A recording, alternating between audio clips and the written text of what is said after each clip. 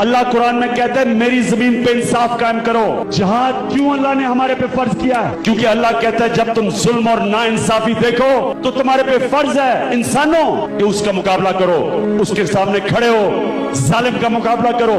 मैं तो पॉलिटिक्स में आया इसलिए हूँ, अल्लाह ने इतना ज्यादा दिया, मेरी जिम्मेदारी है कि मैं उनके लिए कुछ करूं जिनको अल्लाह ने नहीं दिया। देखो पाकिस्तानियों, ये अपना ईमान मजबूत करो। अल्लाह के हाथ में जिंदगी मौत है, तुम मौत का टाइम इधर उधर नहीं कर सकते। ये खौफ खत्म कर दो मौत का। और जो सबसे ज्यादा लोग डरते हैं, रिस्क अल्लाह के हाथ में है कि जी मेरी नौकरी चली जाएगी। कितने लोग हैं यहाँ सरकारी नौकर इदारों में बैठे हुए हैं, अपने जमीर बेच बैठे हैं सिर्फ इसलिए कि नौकरी लगी हुई है। इतनी कीमत है लोगों के जमीरों की। ला इलाहा इल्लल्लाह का मतलब है कि अल्लाह के सिवा कोई खुदा नहीं है, मेरे जमीर की कोई कीमत नहीं है। मैं सच्चा हूं, मैं सच के लिए खड़ा हूंगा, मैं सच के लिए जान दे दूंगा। मुझे